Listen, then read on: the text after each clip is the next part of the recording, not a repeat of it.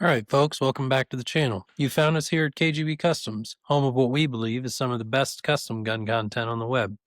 We share these custom guns in hopes of sharing some knowledge and catalog some of the great pieces that come through our shop. Thank you for joining us. Now, if you guys aren't already, I'd like to invite you to subscribe to the channel. The added subscribers, commenters, and likers of the videos helps the YouTube bots find other people who are interested in this stuff. And if you really like the kind of stuff we present here, jump down to the link in the description and join our email newsletter. It's going to give you first notice of new things here at the shop and not be a daily bother, usually 2 emails a week. Today we've got an exceptional little carry gun here built by the late great Tim Bryan, CT Bryan.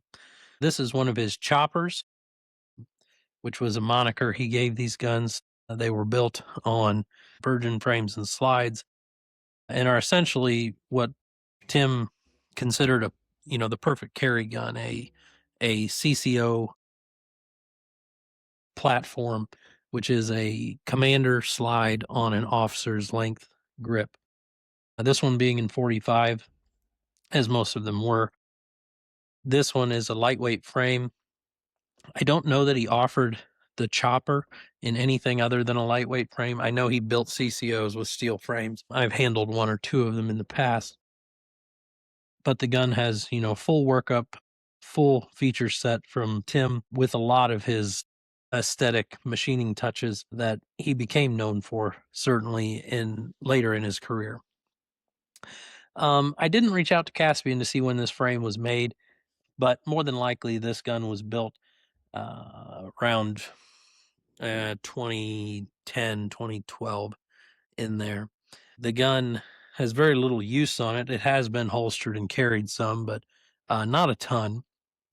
So starting from the top here, we've got a John Harrison Novak rear sight. That's a very nice, smooth rear sight. Not a lot of snaggy edges on that. The Novak cut, of course, is ubiquitous across the industry. There's a million different sights you can put in that cut. And then we've got a Heine front sight. Of course, there's a lot of options from Richard for different front sights. The barrel is a CT Bryan custom match barrel. I don't know who made Tim Bryan's barrels. Could have been Cart, could have been Barstow. This one, to me, kind of looks like a Cart, but he's not around to ask anymore. But they're a branded barrel that he had machined for him.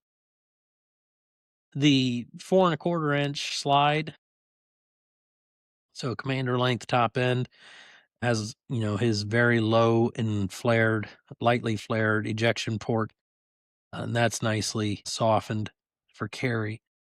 The slide features a double French border, so we've got the normal French border we expect to see at the top on these custom guns, but also we have one at the bottom of the flat. Why Tim did that, I think, was to slightly differentiate and make the slide flat stand out. The slide flat is polished, as you see as I turn it in the light there.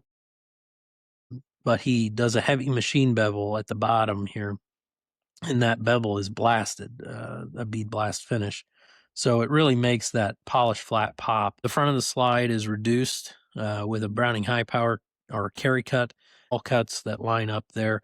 Very nicely done. Of course, Tim's machining package, so to speak, was instantly recognizable on his guns, on his later work. The back of the slide, of course, has been machined flush with the back of the sight, as Tim did. So the back of the slide is flat and then hand serrated to match the rear sight, and all perfectly done. The beaver tail has been shortened as Tim did them, and that makes them a great carry setup there. The gun has a single-sided Ed Brown thumb safety. The slide stop is serrated underneath and still has the serrations on top. Easy manipulation of that. Again, on this side, we have the double French border, the very, very fine cocking serrations, less bear style cocking serrations. On the front, we've got a stainless match bushing. The mag catch is a slightly extended unit that he's removed the texture from. Again, thinking of a carry gun, that that texture on those oftentimes will chew up holsters, and so he's left this one smooth. Still very easy to get on it and depress. The grips are Tim Bryan's smooth walnut, very high figured walnut, very nicely fit front to back grips, and the grips are rounded at the heel in to match the frame heel rounding here. The gun does have a very significant round butt job done to it there. Akin to what Ted Yost was doing. I don't know that it's quite as significant as Ted's round butt treatment, but it certainly does cut that heel off the gun nicely. The gun is checkered front and back at 30 LPI. CT was doing this, some people call it carry checkering, comfort checkering, whatever. So the verticals are just in the center. So the center third is checkered, and then the horizontals are carried off the sides so that you don't have sharp diamonds out on the edges of the gun, just serrations. So it gives you all the purchase you need um, without any of the extra teeth out on the edges to snag your clothing. The trigger, of course, is Tim's, another one of Tim's signature moves. With he takes a 3-hole trigger, he fits it and blasts the shoe, and then he will give a slight chamfer to the 3 holes, and then he drills 4 additional holes and gives a slight chamfer to those. It's very hard to pick up on the camera, but very easy to see in person when you turn the gun in the light, that the chamfer on each of those holes has a shine to it, so that's not blasted. And that's a uniquely Tim thing. There were other guys, of course, chamfering holes on triggers, but Tim added the 4 extra holes. So across the room, if you see a 7-hole trigger, you know that it's a Tim Bryan gun, or at least a Tim Bryan trigger in it. The slide stop's also been nubbed and recessed.